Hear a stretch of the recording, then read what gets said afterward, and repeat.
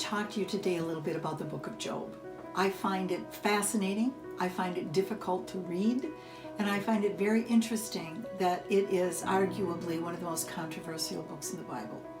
Controversial because it deals with a very difficult question. Why do the righteous suffer? Why do bad things happen to good people?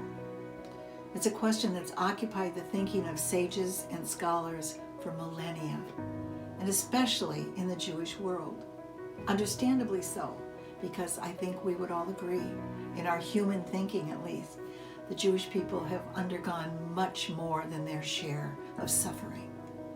And so the question is repeatedly asked, why? Why do the righteous suffer? Now there are those in both the Jewish and Christian community whose conventional view is that they suffer because they've sinned. Suffering is punitive. And the other side of that coin says that piety and righteousness are always rewarded.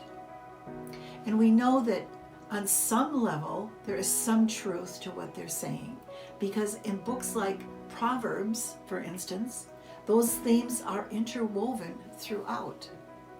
And it's certainly what Job's friends believed when they made their long-winded and somewhat pompous speeches. It was clear that they believed Job was suffering because he had sinned.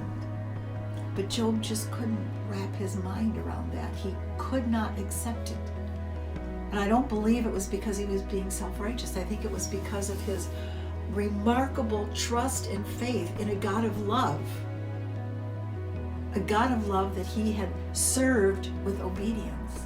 A God of love who just simply would not have afflicted this horror on him and on his family. And when he gets a chance to actually confront that God, he does it with chutzpah.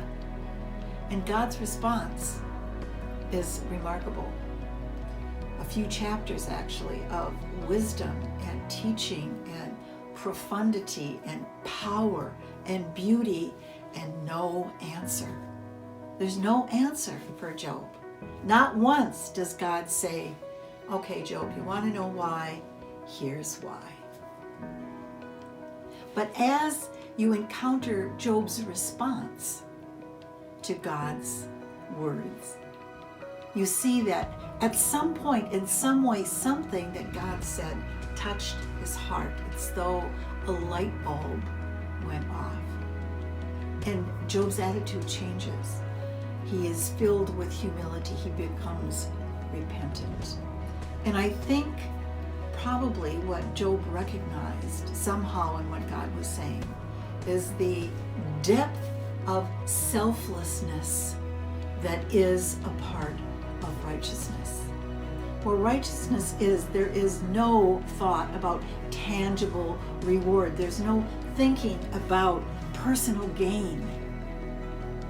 There's only selflessness, humility, obedience, and a desire to be in the presence of God. A life of righteousness is a life of obedience, lived to honor God. For that reason alone, to honor God. Now, we all have needs. I know that. We have families to feed, and we have bills to pay, and we have illnesses to overcome. But God says we should bring them to Him. And as righteous followers, we bring those needs to Him with every confidence that He will hear and He will respond. The problem comes when that obedient lifestyle becomes contingent on the right answer. Then righteousness is lost.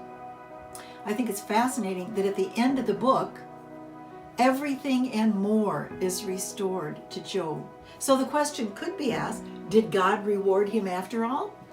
And I don't think that's what we have here. I think we have a truly righteous man, a humble man, a man living an obedient life to honor God for that reason alone, that it honors God. And we have that God, our God, doing what He always does, and that's blessing. So I think in reading Job, I've had the wrong focus. And next time I read it, instead of focusing on the suffering and the unanswered question, I want to focus on the relationship.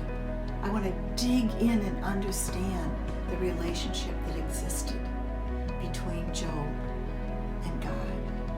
I want to really understand the remarkable trust, despite all that was happening, that Job had in God. And I want for myself the unshakable and beautiful trust that God had in Job. I think that's what the story is really all about.